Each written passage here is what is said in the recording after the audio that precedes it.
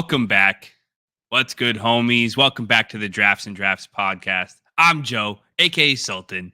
This is Dave, aka Disaster. It's Monday, September 9th, and football's back, baby. Let's go. Today we're going to be going through the week one box scores, giving you some overreactions, some underreactions, our general idea of how we think week one has been in general, and then talk about what their impacts are for Dynasty if you're going to overreact or underreact. But before we get into that, Dave, let's jump right into a draft review. What do you got for me today? I heard you crack it a little early, a little premature. A craculation? I did. Yeah. We got Drops of Jupiter. Pretty solid IPA out of Social Project in Bentonville. Drops of Jupiter. What kind of beer is that? It is an IPA of sorts. I don't know. IPA of sorts. Okay, nice. 7.8%. Right, I know you're a big percent guy. Oh, juicy. I like to know. You were drinking like 2 or 3 beers then. All right. I got the Knockabout Brewing Company, the Welcome to Cape Cod New England IPA. Or maybe that's just written on there. I don't know what the name is, actually. There's too much shit on this can. The CP2 2024 Cape Cod in the Islands, El Dorado Mosaic. Oh, it's kind of hops, right? It's a New England double IPA, 8.2%. Look at this can. It's got the Massachusetts license plate. It's got the Welcome to Cape Cod highway sign, a little silhouette of the arm of Cape Cod. I'm gonna give you a live crack. Oh, Dave, cheers. The week one cheers. Cheers. I also broke out the NFL glass to mouth glass. Dude, is that new? No. I had it for a minute. I love got two. that. I might have broke one of them though. Nice. But nice. Like the retro Tecmo Bowl like helmets on it. It's great. What's your initial review? What's your first sip review? Got some good head. Great beer, 4.75. It's probably like a 4.5 right now, but I drank the other 3. They were all 4.75. Really solid beer. Nice. Hazy, all right, I wish I knew more about hops so I could tell you about the mosaics, but this is pretty good. I don't put it on par with everything I benchmark is against Treehouse. So I'm going to give this a 3.5. It's good. I definitely recommend it. The can art is a top tier, top notch. Looks really good. But all right, let's get into our OTQ, which I didn't give you a heads up on. So maybe I can take the lead on the answer. But my OTQ, especially given what's going on with the Monday Night Football game right now, with Jordan Mason stepping in, is right now there was a clear top 3 running backs going into the season in redraft: Christian McCaffrey, Breece Hall, and Bijan Robinson, based on whether it was their team scoring potential, the way they're used as bell cows, their pass catching potential, their legitimate skill as a running back. Let's say overnight, every starting running back or every running back drafted first in ADP on their team gets hurt out for the season. Who is your new top 3 running backs? And so I already have a top 3 here. So I'll give you a chance to think. But while you're thinking of based on ADP, or is it based on their actual depth chart? So based on ADP, so that means if A-Chain, right, Gibbs is 1, Monty is 2, A-Chain's 1, Mostert's 2, Najee's 1, Warren is 2. So it's funny you bring that up because the first one I had on my list, the clear RB1 overall, I think I would have is David Montgomery. He's clearly the better between the tackles runner than Gibbs. And Gibbs is pretty good. Gibbs showed last year he can run between tackles. He's not just a flanker or a satellite back. He can truly carry a full load. But my God, the Lions offensive line just bullied the Rams last night. Monty won that game single-handedly. He's a tough runner. That team should be in a lot of positions to score, and they don't have a quarterback who's going to be vulturing touchdowns at the goal line, a la the Eagles or the Bills. He's the perfect QB to create pass catching opportunities too. Even though Monty isn't your traditional pass catching back, I think he would assume that role if Gibbs were to go down with an injury. I think Monty is clear. If every other starting running back got hurt, he's my 101 running back this year. What about you, David? Is there anybody that you thought of right away? I know you immediately mentioned Gibbs. No, I think whoever the actual running back backup is to CMC is clear. I've seen Jordan Mason right now. Could be Elijah Mitchell. Mitchell's out for the year, so No, I know, but like had Mitchell been healthy, whoever that person is in the depth chart, that to me is my number one overall. I think Monty's a great answer. That probably been my other one that I would put up there. Um, that's a good question. I think maybe some of the split ones are interesting too. Like would Kyle Right. would Jalen Warren, like not that necessarily jump to number one, but we know they want to be a run heavy offense. After watching the Chargers game, which I think we'll talk about in a second, like whoever that backup running back is going to be, probably going to lean on them a ton too. So it's kind of leaning between who has a great scheme and also who has the talent behind them that, assuming no injury, right, can actually help win you football games and get you a ton of fantasy points. Good. Yeah. Next guy I had on my list, again, we'll keep this quick, was Blake Corum. I think Kyron Williams showed last year he's going to get an 85% of the workload. He showed it again yesterday, last That's a good night. one. And I think if Kyron went down, I think Corum was a fantastic running back in college. And I can't imagine a situation where Corum isn't just thrust into the same role and is a more talented running version than Kyron. Maybe not Oh, quite the pass catcher, but I got one. Is it Nick Chubb or Jerome Ford? I don't care. With either one, I want them. yeah, actually, right now, technically, Ford is the So, second drafted player. So, yeah, put him in the top three. yeah. The other interesting one I had was Zach Charbonnet, only because I thought he was a good prospect. And that Seahawks offense seems to operate through a bell cow, and Charbonnet could operate as that bell cow with pass catching chops. It's an interesting dynamic because it gets you to start thinking about who are the handcuffs I want to target in the event of an injury. Because like then there's guys like you mentioned, the split time guys. If Najee went down, I don't think Warren becomes a bell cow.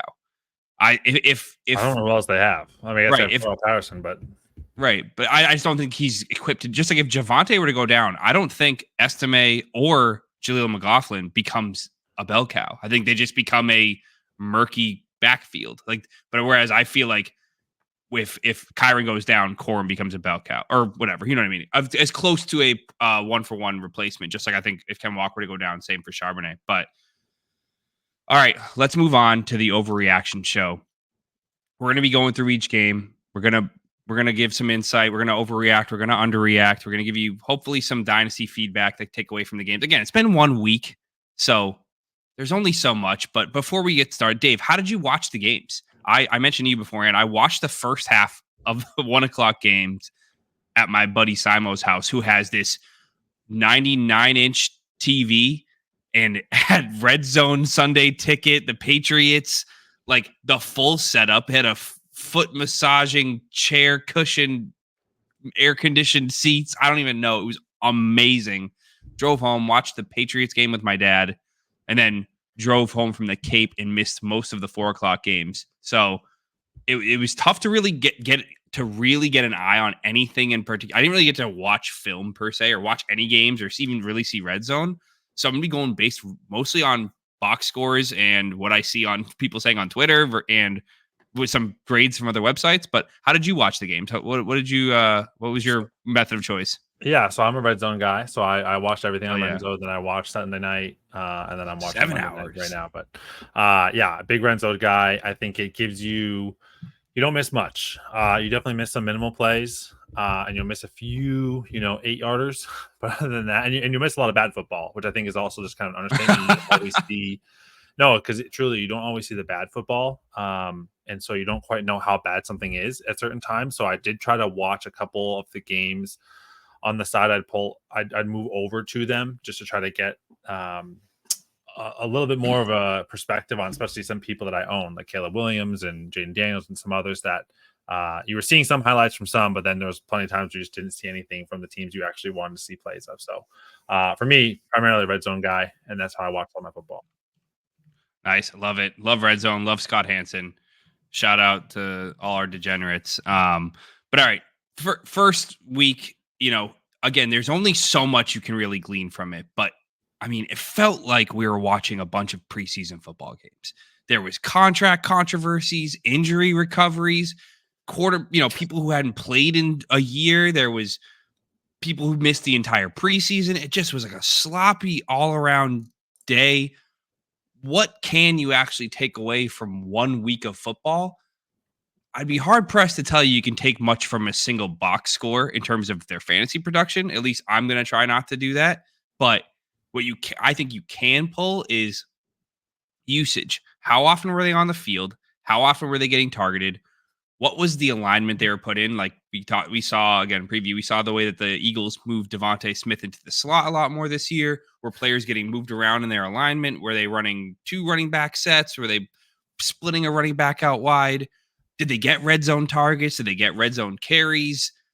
That's the kind of stuff I'd be paying attention to. I'm not as concerned with this guy went 7 for 104 and this guy went 3 for 40 and this guy got 10 targets and this guy, I guess 10 targets is important, but I'm less concerned with Jaden Reed getting 3 huge plays for touchdowns and Xavier Worthy getting 2 huge plays for touchdowns as I am concerned with seeing, the Marvin Harrison get 1 target. Like that's more concerning, and it just leads you to be like, okay, what is the story there? Because there's more to that than one big play. So I'm trying. I look a lot more. I'm in that camp too. I look a lot more at volume than I do efficiency. So like my bigger concerns are like what you said, Marv, Olave with like 2 or 3 targets. Way more concerned about that than I'm going to read into like Xavier Worthy is going to be my starting lineup every week. So that's when I look at box scores, I look at usage more than anything else and kind of gauge from that. Like right now, Mike Williams doesn't have a target with Aaron Rodgers, but then Aaron Rodgers only has 8 completions as we're going to, right. halfway through the third right now. So I'm looking more at things like that, and not that I'm not going to drop anyone after week 1, or not going to drop someone I drafted probably in the first 8 rounds of a redraft league. But it will swing me the other way. Like for example, Demarcus Robinson right now, who had I think 7 targets with the Rams, with Puka being out for at least 4 weeks. Stuff like that. I'm gonna like maybe I take a bet on Demarcus Robinson or some of the players like that end up getting a good amount of volume. Even if they didn't produce a ton, if they're getting 5 to 8 targets a game, that's really solid. That's probably a wide receiver 3 for most teams. Yeah. So Dave, looking at don't go to any statistics. If you had to just gut react to week 1, what was the theme of week 1? What was the thing that stood out to you that you're like, wow, this thing happened?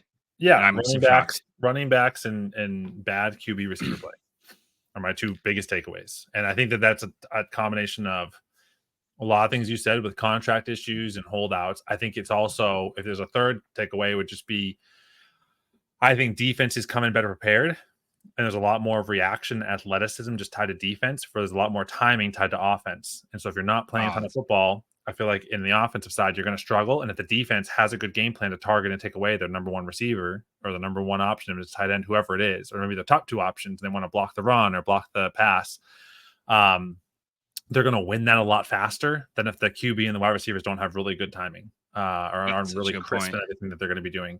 And so I think that's what we saw. And unfortunately, when you reduce preseason by 1 game and then teams still kind of treat preseason like they don't really need to play the starters kind of moments, or the other thing I didn't realize, and again, this year was, I think we talked about before, was my most prepared season going into fantasy ever. I learned a lot this offseason just in the preseason games of just people playing their starters, but it was actually against the second team or the third team of the other team's defense. Yeah. Which I'm like, okay, they got some timing, some rhythm, but it was against backups of backups. What does that tell me about anything? Nothing. So yeah, I think there's just a ton of that went on. I think you mentioned some things you're going to talk about from last year, which is something I wanted to look up, but I knew you were going to look up anyways. I think that same thing here. I'm not going to overreact too much to some of the star players, but if there's trends, if I would be watching, I'm going to start maybe making decisions in weeks 3 and 4. Yeah, my big take. I mean, one good point on the timing issue, and it's kind of, I think you kind of indirectly brought up how the preseason has become a joke. Whereas I remember 10, 15 years ago when I used to watch, you get excited for the preseason because Brady, I knew in game 2 was going to play a half, game 3 was going to play the whole game, and then game 4 he was going to play maybe a series or 2. But you knew you were going to see the starters play a lot of the preseason. It was just kind of exciting to see how now everyone sits. Marvin Harrison didn't play a snap or played 2 series in the whole preseason. Like Caleb Williams played 2 drives. Like, what are we doing? This is the opportunity for, we don't want guys to get hurt. Bro, getting hurt is part of fucking football. And I could argue that not playing at game speed in the preseason probably is going to lead to more injuries than the off chance you get hurt in the preseason, because the first time you're getting hit full speed is week 1 and you're going full speed. I don't know. It just seems like it's kind of a mistake. But my big takeaway was, holy fuck, did tight ends suck? Like if you went into the offseason and you drafted Isaiah Likely and started him this week, you were pretty happy. The rest of us were fucking pissed. Like, we were not happy. Like, just like, or it just underwhelming across the board. And, I'm sure you guys at home, if anyone's listening, is probably upset in some form or another at their team, because a large chunk of the first and second round busted or got hurt this weekend. And you may feel like, damn, like this, I hate fantasy. Like, fantasy sucks. Like, all the guys I wanted to do good didn't do good. Well, you know what? This was arguably the worst week of fantasy production in the last decade. I saw a bunch of tweets. The fantasy footballers, I listened to them today, and they had some stats too. So I'm going to regurgitate some stuff from them. But this past week, not including Monday night games, the average pass yard per game across the NFL was 183 yards. The average over the last 5 seasons per game is 240 yards per game.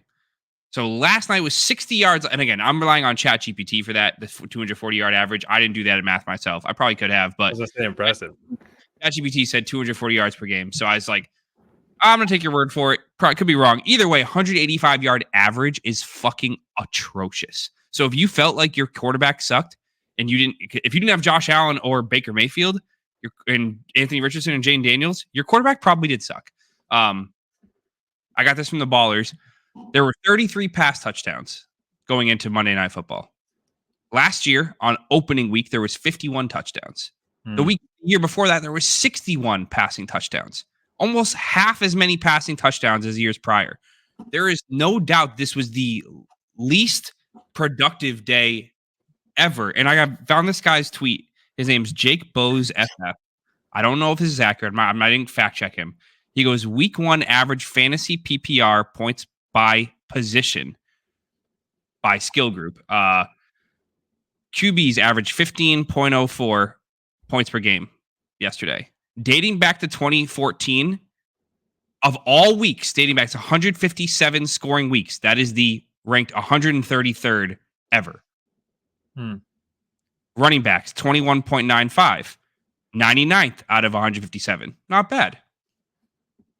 Wide receivers, they scored the 20th lowest scoring week, 137th lowest scoring week since 2014. And tight ends scored an average of 8.3 points per game, the lowest scoring week of the last 10 years out of tight ends this past week. So what I'm trying to say is, do not fret.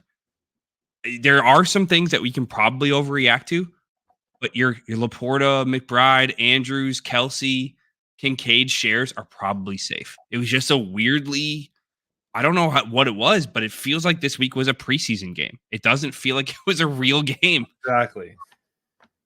So, and maybe that's how I think about it too. Maybe that's how teams rationalize it. Like, I'd rather risk losing the first game. At least it's a real game that we can win and hopefully pull out the W on, versus waste any of that energy, potentially have an injury in a preseason game that literally will mean nothing to my season.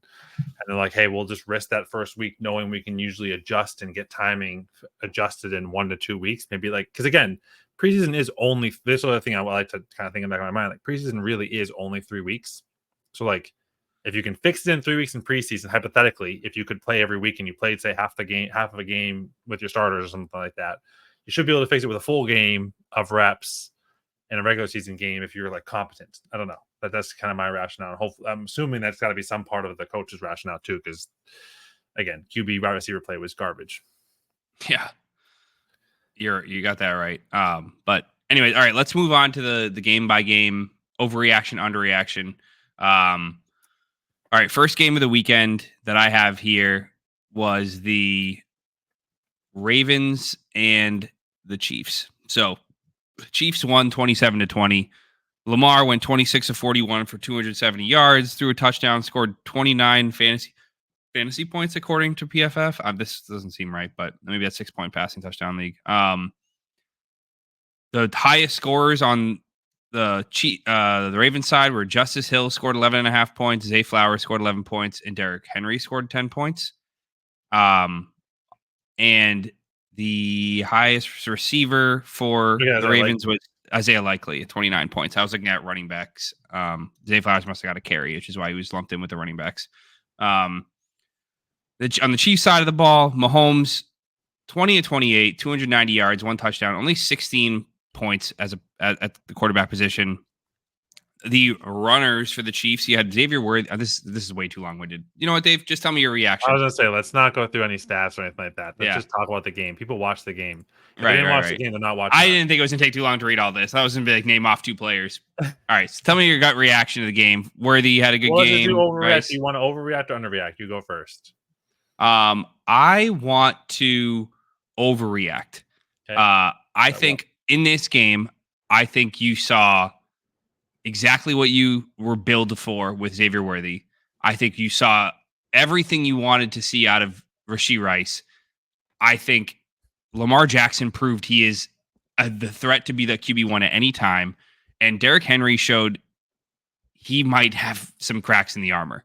He looked like he was running in mud. He got overshadowed by Isaiah Likely, who just popped off. And Mark Andrews was a ghost. So I am overreacting in a sense that I am buying Xavier Worthy, I am buying Rashee Rice, and I am selling Derrick Henry as quick as possible. I just think the one thing I've learned, especially being a bag holder of first round rookie receivers, is that being tied to a good quarterback seems to matter so much. Because I'm sick of watching these dog shit quarterbacks flutter balls out to my stud receivers who just seemingly can't catch a break. And then I see Rashee Rice go out there, run the same exact route over and over again, and Mahomes hit him down the middle for 25 yards. And it's like, that's so easy if you have a good quarterback who's willing to make that throw. Yeah. So if you're going to underreact, what do you think? If you, I'm glad you took overreact. I wanted to underreact. For me, I think that so I'm underreacting mainly to just Derrick Henry, and I'm underreacting to the fact that I love the game script that I saw for Josh Jacobs, Jonathan Taylor, and Saquon Barkley. And I don't understand. I know that Saquon had a few more catches, but for the other two, they really didn't. And I think that for Derrick Henry, that should be their same narrative: is get him out there, keep him in the game, keep running the ball. Even when they were down in the fourth, they were still running the ball. I couldn't believe, for me, was one, how much they invested in Derrick Henry. Derrick Henry being probably the second or third highest skilled position player on the field at the time. You're going to have him on the sideline in a 2-minute drill in the first half, and you're going to have him on the sideline when you're down just because you want Justice Hill to catch some passes. When Derrick Henry can catch passes, he's not going to be running 15 yards on the field and make a 20-yard catch. But I'm hope that the Ravens took away from that, like their first drive, they gave Derrick Henry the ball probably 7 times in that first drive, and they scored a touchdown. They then proceed to only give him the ball 6 more times the rest of the freaking game, and they didn't score a lot of touchdowns after that. So I think that there's just a huge opportunity for them to actually execute with him in a different way, and I'm hopeful that they kind of watch some of these other bell cow backs that maybe aren't super big pass catchers, but just were consistent in the game, no matter whether they're up, down, until maybe a desperation play, or if it was that one-off play where it is that 3rd down and 12, and you're going to try to have this, play crafted up for Justice Hill. Fine. It just felt very much like it was so overly scripted. So for me, I'm underreacting Derrick Henry. I'm still holding him. I'm not selling him right now. I'm not really reacting much to it. I want to give it a few more weeks, but I will agree, if it maintains at this level, then I don't have serious concerns. But I think my bet too is that Chiefs actually have a pretty good defense. Then the Baltimore Ravens will not be trailing a lot of games. They'll be competitive games, but not necessarily trailing. Yeah. Are you underreacting to the Likely and Andrews splits too? No. So I'm yes, I kind of am. I actually still think in a new dynasty league drafted Isaiah Likely with the intention that I think last season showed a lot of promise. I don't know how much longer Andrews is going to stick around. So I was kind of like almost like the Noah Gray situation where Kelsey's going to be there forever. Noah Gray or whoever the guy is, it's Jared Wiley. One of them is going to be the tight end, hopefully. And so for me, I'm actually treating Isaiah Likely and Mark Andrews a lot more like Dawson Knox and Dalton Kincaid, or um, I don't know. I could think of the other one. Gronk and Aaron Um, Hernandez. no. I will say, Dave, you nailed that likely prediction. Like, of all of your boneheaded, bogus bullshit takes on this show, early on in the show, you were like, I think the Ravens are going to run more 12 personnel this year. They're going to be running a lot of more 2 wide receiver, 2 tight end sets. I think Likely's going to be involved in the offense. And I was like, Dave, you're a fucking moron. Like, he had one good game, and all of a sudden you think he's the best tight end. And he showed that, like, again, granted, it was 4 dump offs and a completely crazy missed broken tackle, broken out of the pocket play that he ran for a touchdown. But the fact that he's capable of that lends itself that Mark Andrews isn't breaking that tackle and running up the sideline for a touchdown. Right. Neither is Rashad Bateman. And 9 for 11 with the TD, with the potential to be 10 for 13 with a TD, another 15 yards. Like, if he just was a toe shorter, if he wore a size 11 instead of size 13 or whatever he wears, it just shows the potential of what he can be. And I think that for me, I think that, again, it's just a question of how much can Mark Andrews get open, and I think every competent defense, again, the Chiefs have a good defense, can shut down something they want to shut down pretty well, right? They shut down Mark Andrews. They didn't shut down anything else. Derrick Henry they didn't use him as much as they should have. When they used him, he actually wasn't terrible. And everyone else though kind of ate. I think the funny thing too is, like, the thing I would be somewhat underreacted to is also Zay Flowers. Like, I think his average depth of catch was like a half a yard, or 1 yard or something like that. So yeah, I mean, there's some concerns there too about how they're running their offense. I hate it. And maybe it just shows how bad their offensive line is. I don't know. But yeah, I'm underreacting to the Ravens. I think the Chiefs had a better defense than everyone's giving them credit for. And I'm still kind of not, I wouldn't like, I think I even have Mark Andrews in the league. I'm not doing anything. I might try to add someone to have a backup in case he is just kind of vaporware, but I don't think he's as bad as he was. I think he was just shut down. Sorry, I just received a trade offer of somebody offered me their 2026 first for a 2025 second and Jordan Mason, and I hit accept. So fast. Dynasty. Yeah. Dynasty. But yeah, all good points. Let's move on to the next game breakdown. So let's go on to the Packers-Eagles game. Took place in Brazil. The field looked like an absolute fucking mess, but the Eagles prevailed 34-29. The big story was obviously Saquon scoring 3 touchdowns and Jordan Love getting hurt in the last play of the game. So what do you pick a side on here? I will overreact. And I'll say, especially with Jordan Love being hurt, I'm not starting or touching a single Packers player. I will start Josh Jacobs because I have to in a league. And maybe I have an option to not. But I think he's probably the only person that's going to get a lot of touches because, one, they can just run through him. And then if it's going to be Malik Willis or whoever, all he's going to do is dump it off, hopefully, to Josh Jacobs. And then I think, sure, one Packers receiver is going to have a decent game with like 15 fantasy points, but no, I just can't imagine it going well with kind of the disparity of what that team is without having Jordan Love. So for me, overreacting, not touching. And me, it's not an overreaction, but I'm not touching anything. I don't want to play any Packers players unless I have to. Gotcha. Okay, well, I would love to have chosen to overreact, but I'll underreact to things here. So, one, Saquon 3 touchdowns. As much as it's now, I want to shove it in the face of all the faders and say, see, look, Saquon's still great. You know that Jalen Hurts is lurking in the background to snipe touchdowns at a moment's notice. So as much as it's great that he went out there and scored 33 points in week 1, it can very quickly come undone as soon as he stops getting those goal line carries. And Jaden Reed going for having a 23 yards per target and a 35 yards per reception is great. I'm not banking on that. And I'm underreacting to Jaden Reed. There's going to be this allure to say, let me go send a first and a second to go get Jaden Reed, or let me go send 2 firsts to get Jaden Reed. He's the wide receiver 1 for the Packers right now. And I'm like, there's too many cooks in that kitchen. Like, we already saw what we thought was Luke Musgrave was the tight end 1 on that team, and Tucker Kraft outsnapped him 5-1. So I'm not willing to put Tucker Kraft ahead of Luke Musgrave yet, even though, I like Tucker Kraft. But just goes to show that the coaching staff is willing to mix up their personnel packages to fit a game plan. And I wouldn't be surprised if there are games where Jaden Reed goes. So I'm underreacting to Jaden Reed's performance. I'm underreacting to Saquon's performance. Let's move on to the next game. I'm gonna try. We would spend a lot of time on that Chiefs game, so I'm gonna try to clean up some time here. Next game we got here is this is a sloppy one. The Steelers Falcons game. Steelers won 18-10. This is the Kirk Cousins coming out party. London and Pitts were supposed to save the day.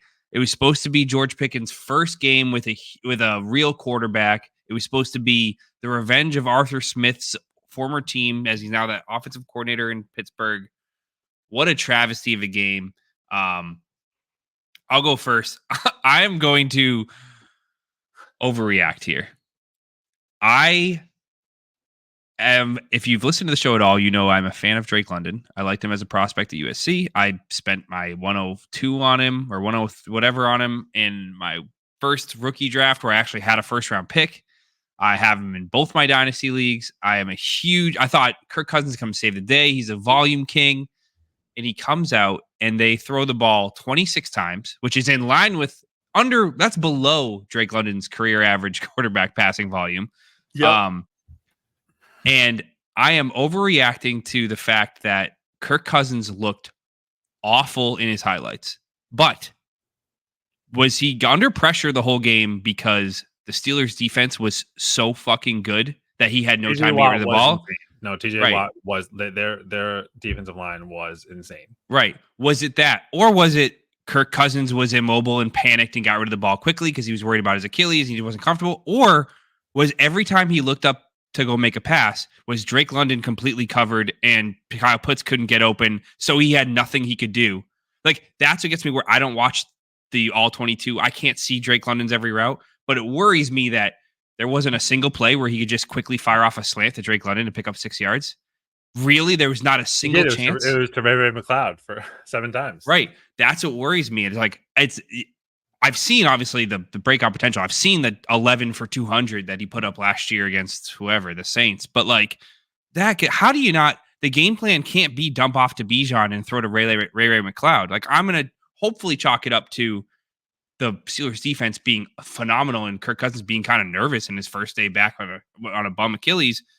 And on the flip side, on the Steelers side, if I'm going to overreact, why the fuck is George Pickens getting outsnapped by Van Jefferson? What in the Arthur Smith tomfoolery is that? He should be getting the ball of a 35% target share. And I am freaking out that this whole season is going to be Cordero Patterson and some backup tight end and some Van Jefferson and Calvin Austin instead of just feeding your fucking guys. I'm freaking out. I've already been burned by Arthur Smith once. I'm panicking a little bit on everything. So here's something to feel better. He actually did get a 30% target share. Okay. Justin Fields wipes brow. He only threw the ball 23 times. So he did get 30%. Yeah, I had to pick overreact, so I had to react to it. No, and I was so I think the underreaction for me is not a freak out on either side. Like, I think the London, again, the volume is really concerning to me. I'm hopeful that it is just Kirk Cousins not feeling a little unsure, getting his legs under him, doing all that, and Pittsburgh having a great defense. I'm also not going to go spend 400 fab on a 1,000 fab budget for Chris Boswell, even though he put up whatever 30 points. It's a kicker. I mean, it's interesting. I kind of want to, but I'm not going to. The other thing I think that I will underreact to, I'm going to underreact to Pitts, but I'm not going to underreact to kind of the tight end share that was the Steelers. It actually reminds me a lot of the Saints, which we'll get into, I'm sure, in a few games. 3 different tight ends catching balls is not the ideal when you maybe invested an 8th round pick into Pat Freiermuth and thought it was going to be your sleeper tight end. I almost picked him a few times. I don't think I ever actually did, thankfully. He still was a leader, but not what you want to be seeing at your starting tight end with 6.7 points. So for me, I'm really hopeful that Russ Wilson comes back. If it is Justin Fields, I'll be overreacting in 3 weeks, but I'm hopeful that Russ is coming back next week. Yeah, and to echo your point on the Drake London volume, it just seems like either he's not getting open or they schemed him to run all these deep routes knowing the Steelers were going to get ridiculous pressure on him. So they can Kirk Cousins never had time to let his routes develop because he was under pressure. It was just a weird something's off there. And well, it's making me nervous. You know what it kind of almost reminds me in some ways was like I don't remember how London had that game at 11 and 200. if it was like him running down the sideline or if it was in the slot or whatever. But I wonder if Drake London just doesn't do a lot of slot play. He doesn't. And He's an outside. maybe he guy. can't play in the slot. So they're like, hey, there is no other option. Like, you're not going to not have the guy out there doing what he does. And hopefully Kirk had some time to make some passes. He did make a couple. But if he's also just not a slot guy, he's not someone that can play every position, then they're not going to be like, hey, we're going to put you here. That's what they wanted to. Right. You're going to get Mike Williams box scores if you out of Drake. I fear that you're going to get a lot of Mike Williams box scores where he goes, 7 for 120 and 2 touchdowns, but then he easily puts up a 3 for 35 because when there's a lot of pressure, you can't, he's not running those short underneath routes. He's not running little crosses, and he's not a burner. He's not going to beat you being twitched up. But all right, let's move on to the next game. Next game we have here was the Cardinals-Bills game. This was a shootout. Oh, it was terrible. A shootout. I put shootout in air quotes. 34-28, Bills won this game. Kyler threw for 162 yards. Josh Allen only threw for 230 yards, but he had 2 touchdowns on the ground, so he saved the day again. He's an absolute animal. Pick a side. Do you want to overreact or do you want to underreact? So bad. All right, give me your overreaction here. Josh Allen is garbage. Like, just straight trash. He looked awful in so many ways. To start that game, he looked like he didn't know what he was doing. He looked like he couldn't find left from right.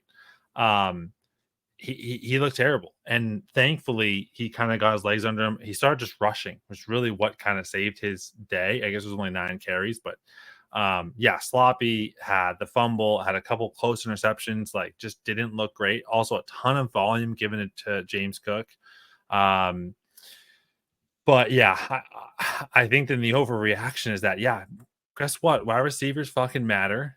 He threw a touchdown to Mac Hollins. Like, didn't even know that guy was still in the league. Definitely wasn't expecting him to be the name that we'd be talking about on getting a touchdown with the Bills week 1. Like, I think everyone was like Shakir, Coleman, Samuel, maybe MVS, who he also missed for a great completion at 1.2. Just a very, very weird game from the Bills. Again, also note where were the tight ends? We like Knox, we like Kincaid, but no one gets any volume there either. Like, what the fuck is going on in Buffalo? And then you go to the Arizona side. Marv is just a ghost, doesn't exist. Like, listen, you want to talk about overreact? Any analyst that told you to draft Marvin Harrison in the first round and you did it, you're a fucking sucker. Not in a dynasty league. I'll buy the dynasty league, but if you're in a redraft league and you drafted Marvin Harrison with one of your first 24 picks, you're an absolute idiot. And that is just what it is. Marvin Harrison's not going to have even 100 targets this season. He's going to be out targeted by Mike Wilson and Greg Dortch.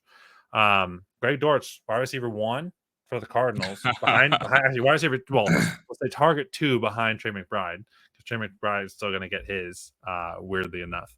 But yeah, Kyler also just looks sloppy. I don't really have an excuse for Kyler. Like, not a whole lot changed there. You got a huge weapon. Like, it's almost like the weird thing was you'd expect Kyler to have came out firing, where he had a pretty good end to last season. James Conner's doing great stuff. DJ Dallas scored a touchdown for them, I think, on like a kickoff or something like that. Yeah, he returned it for a touchdown. So they got a free touchdown too. And Kyler still can't win that game. That just doesn't make sense to me when you got also the best wide receiver in the class while keeping all your other weapons. And then you have Josh Allen that just literally has a nobody on his team that's good. And ended up winning that game when he also looked terrible. Like, I thought the Bills were going to lose 28-7. I couldn't believe that Josh Allen pulled it out, which also, again, if you want to somewhat overreact, there is just this mystique and this, I guess, just will to win that Josh Allen brings that it's hard to overlook.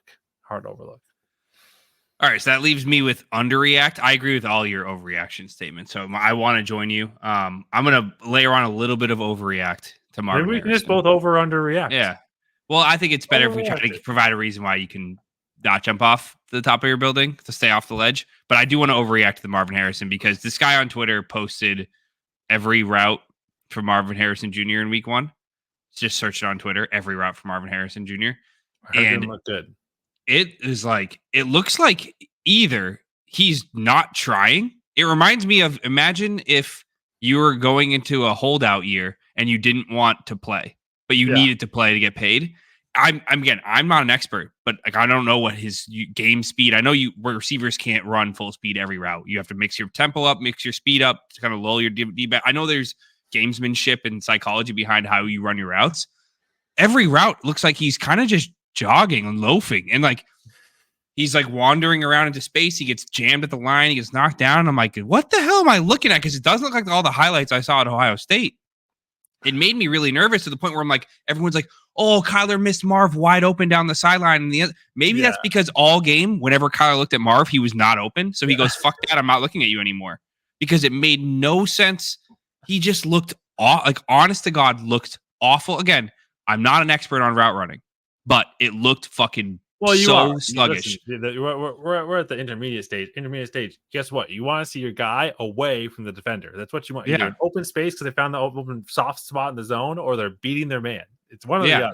And I will say there were several times where he had like the DB was giving him what is called inside leverage, and then he had a safety over the top. So I wouldn't say he was being double teamed, but he was being like shadowed by two people. Yeah. So it was like, okay, I'll give him a pass mentally. It's easy for me to say that, but it was just like, it did not look good. Like it just looked slow. But if I'm going to underreact to some things, I'm going to underreact to Kyler. I think, again, it's the Bills aren't nothing. And they also had a kick return touchdown, which took the opportunity for him to score some points off the board. That was like an entire 10 to 12 minutes of possession time for the Bills.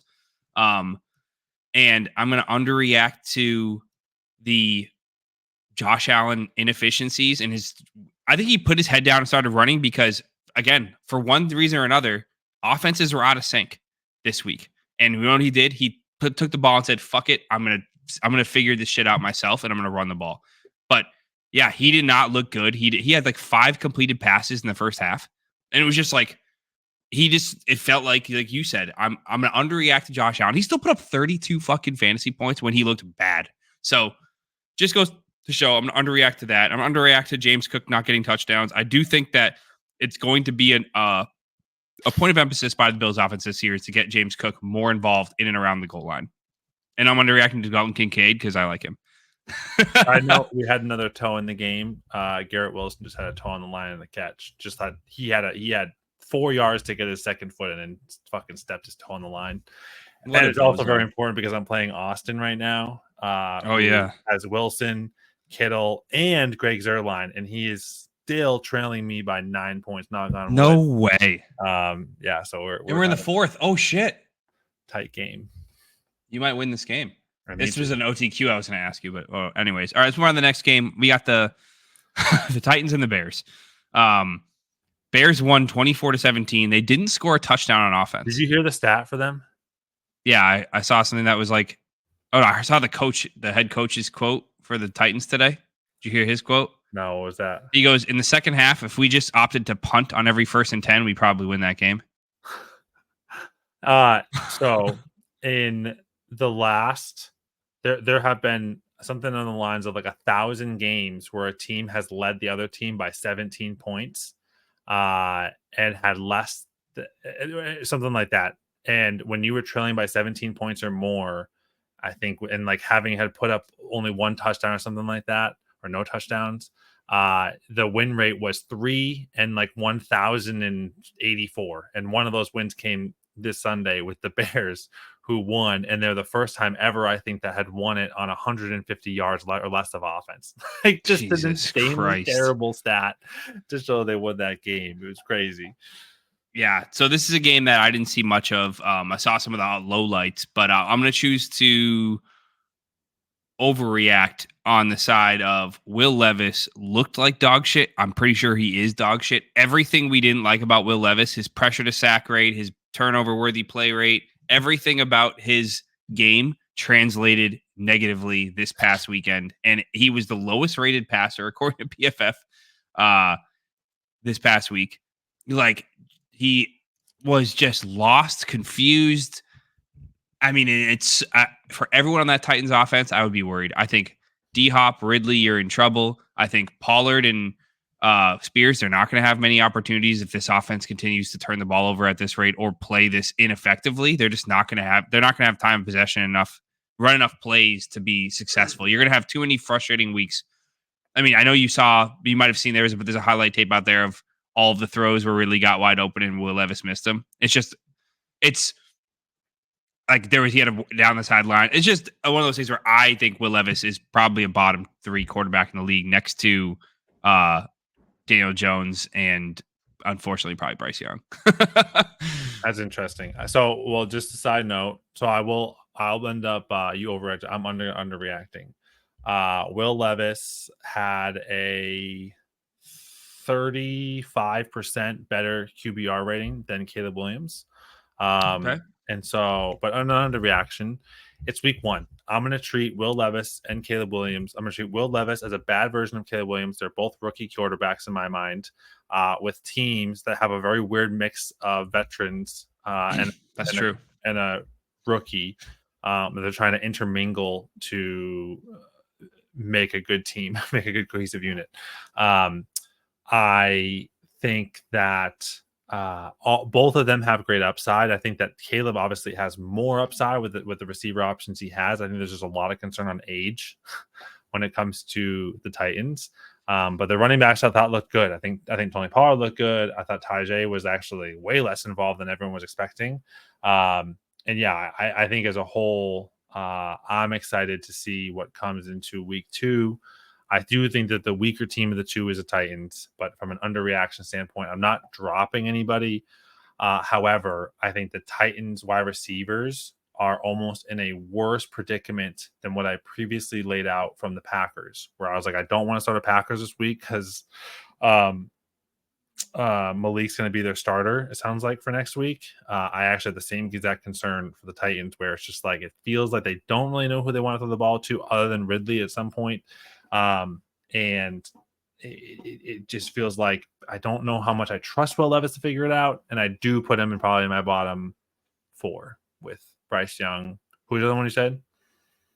Daniel Jones. Yeah.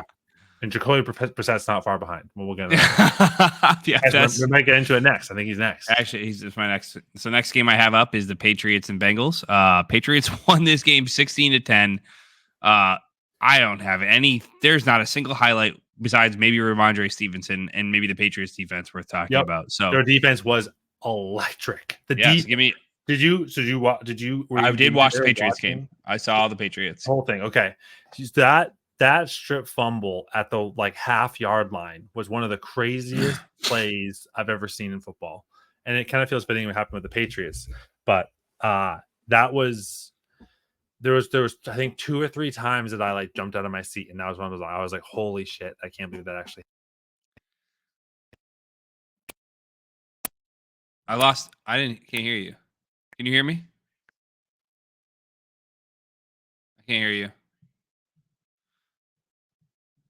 Dave screwed up his microphone. I'll edit this out. So it says you're muted on the screen. How about now, bud? I can hear you. All right. Yeah, very mildly touch my cord. So hands up. Do you want to overreact or underreact? I chose last one, so you choose this one. Okay. I'm going to I'm gonna underreact.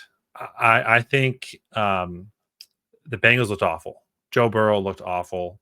I don't know if I buy Jamar Chase had the flu or food poisoning, whatever it was. It feels a little too convenient. It also seems like he had a lot of his plays in the second half, which also feels a little convenient, like they were getting just destroyed. But I will also say Burrow really didn't look sharp. But from underreaction, I think you got to give it that week. It is truly a preseason game for them, where Higgins wasn't there. Chase just shows up after practicing once. Right. You got to let it all play out. Zach Moss looked kind of good. Ramondre Stevenson looked great. And so for me, though, I think that the Bengals side, I'm not as worried about for sure. And I want to give that probably 3 or more weeks at least, probably even 3 to 4. From the Patriots side, I am very excited to see Drake May as opposed to Jacoby Brissett. Jacoby Brissett at the beginning did not look awful, but throughout the game, if you kept watching him, he started to really look bad. And so I have some concerns there of what they're actually going to do. But this is another skill room where outside of Ramondre, I don't trust anyone. I don't want to start anybody. I even thought, like, do I grab Tyquan Thornton because he started to have some opportunities early on? I was like, oh, they're going to keep targeting him. They stopped targeting him. It's just like this very weird thing of I don't know what they're trying to do or who they're trying to get the ball to. Austin Hooper, like leading the tight end room too, was unexpected. So Yeah. for me, it's under reaction. I think both teams kind of want to figure out what they actually had, and I think Patriots want to figure out what they had. I think Bengals wanted to just survive, and they didn't, which is embarrassing. But I also think the Bengals have a pretty bad defense, and so if you watch the game, the Bengals defense did not look good. And so I also wonder if they're going to be a ton of shootouts, which should yield a lot of production for Higgins, Chase, and Burrow. And yeah, I'm just waiting for next week. Yeah. So I got to overreact. My big overreaction would be to, well, first of all, given all the rookies who underperformed this week, the biggest winner as far as rookies go is Drake May because he didn't play bad. Like every other rookie basically sucked ass And this JJ week. McCarthy. Yeah, like JJ Although McCarthy. actually, JJ not because Sam Darnold looked awesome, elite. Yeah. So if I'm overreacting, I'm saying Ramondre truly looked like a bell cow. Like, and if this is the type of football they want to play, which is grind it out, hard nosed defense, and run it down your throats to seal games, shorten games, make it all about the rushing attack, Ramondre is going to eat all season. And he is the type of guy who you could have gotten in the 7th round in redraft. You might still be able to get him for cheaper than your Ken Walker types, but yet I still think he's going to put up very similar production to Ken Walker. So Ramondre is one I'm overreacting to, and I'm overreacting to as someone who was high on the Patriots, uh, Jalen Polk and Demario Douglas. I'm a little alarmed that they weren't at least collectively making up a third of the targets or the quarter, half the targets. They just seemed like they were the no-brainer guys who were gonna be on the field all day and establish some rapport. And like, why is KJ Osborne out there? No offense, I just don't see the point. What does he gain? Unless you think you're a playoff team and you want to put the most veteran players out there, I don't think they're a playoff team. You're wasting reps for young guys by putting guys like KJ Osborne on the field. Granted, it's week 1. I don't want to overreact to anything, but that's my overreaction from that game. I have nothing to say about the Bengals. That was fucking atrocious on all levels. Move on to the next game here. We've got the Texans and the Colts. This was a fun game. We had CJ Stroud versus Anthony Richardson and a 102 versus the 104 overall QB picks last year. The Texans pulled it out 29-27. Richardson had that highlight bomb throw to Alec Pierce, falling off his back leg, launching it 70 yards in the air. I legitimately screamed. I don't even know how else to say it. I literally just screamed like in enjoyment. Just watching that play because he. So you're overreacting. Whatever. I don't care. Sure, I'll overreact. Anthony Richardson is the greatest quarterback in the NFL right now. To watch for fun and he is the fantasy, biggest freak. He is. Listen, what were stats last year? I don't even know. He averaged like 24 points a game. 21, 17. He got a concussion, left the game mid-game. 31, 4, and got that game as well injured. So he only played 3.5, or really 3 total games. 2 of them were half games. He came out again, puts up 28 points. So that's 1. 2, that throw, he was going to get sacked. I thought for sure he's going to get sacked. Then I was like, oh, he's throwing it. He's going to throw it away, or he's going to get hit in the arm. He's going to fumble. The fact that he just threw that 60 yards or whatever in air, and then Alec Pierce is right there perfectly on the money. Oh, just fantastic. It's like what you know what's kind of crazy is like how we don't see more of that in the NFL. And really the only person that executed on it was him. I will say though, and partially overreacting, but watching enough of the game, there was a lot of those where you could see the timing for him. He is, where I talked about timing earlier, he is actually not a timing quarterback. I don't think he's ever going to be a timing quarterback. He's a field quarterback. So for me, I think he needs reps. And he doesn't necessarily need to get the timing right. He just needs to get the feel of, okay, I know where the end zone is. I know how far I need to be. I got 50-ish yards. What's that feel? It's like hitting that 65-yard approach shot with your 60-degree wedge. That's not the right distance, not a full. It's like you got to feel it out to get a good That's shot. a good example. Or maybe a 30-yard. Same thing here for Richardson, where I think that's how he plays football. He is not like, all right, you got to be this position this time, and I'm going to perfectly clock it to you every time. He's like, nah, he's just a feel guy. And that's just how I felt watching him, was electric. CJ Stroud, just so good. Just such a good player. And the fact that Joe Mixon just ran all over them too was just awesome. So from Texans, I mean, I absolutely hated that Diggs is the top scorer. One, because I played a guy who had Diggs, I had Dell, and I was like, this guy's gonna get dusted. And then sure enough, I got dusted by freaking Stephon Diggs like a loser. I had so many things to draft that guy too, never even touched him because I thought it was a joke. So joke's on me. I don't think that's going to happen. So it's also overreacting. I think Diggs actually stinks. I think Diggs is going to be dropped by week 7 by most teams. He's just going to not do anything. Nico's still goated. I think Dell still has tons of potential. If he had a touchdown there too, he'd have 15 points or whatever. So yeah, I feel good all in all. I was actually a little surprised Schultz was just left out. I kind of thought it was going to be Mixon that was going to be left out, but yeah, Schultz is an afterthought. So if you had him, tough luck. And yeah, I think Jonathan Taylor also, I made a bet Jonathan Taylor to have over 2.5 receptions. The guy didn't even have a target. Yeah. I mean, That's that was been the craziest overreactive thing for too. sure. Overreaction. Like, is Jonathan Taylor Can't be dead? RB1 if you don't get pass catching work. You can't do it. I mean, Except unless you're Derrick Henry level efficient. And then also the crazy thing too, like you have Jonathan Taylor, 16 carries for 48 yards. Anthony Richardson has 6 carries for 56 yards. Like, you don't even need Jonathan Taylor. If I'm the Colts, sell him. Have Trey Sermon, looks like this. Trade him to the Cowboys. And Evan Hull. have Trey Sermon and Evan Hull take that low whenever they actually want to hand it off to. Doesn't matter what happens there. It's just running a run play to run a run play. I mean, just let Anthony Richardson do it all. But yeah, just phenomenal. All right. After Dave just ruined his monitor. Completely splooged over it. I'll give a quick underreaction since Dave covered everything. I'm underreacting to the target distribution if on the Texans, specifically. Like if I'm a Dell owner, I'm like, yes, of course, Nico's going to have his day. Of course, Diggs is going to have his day as a veteran. Nico's going to have his day as the X. Dell's going to have his day. I'm underreacting to that fantasy point distribution. Stroud can support 3 wide receivers. Dell's going to have monster games. Diggs is going to have duds. Nico's going to have duds. It happens. I'm also underreacting to Richardson as a long-term dynasty asset. Of course, he had a great game. He completed 9 passes yesterday. 9 fucking passes. That is not franchise quarterback level production. Of course, he completed some amazing passes. And of course, you probably saw the misses to AD Mitchell. One point though.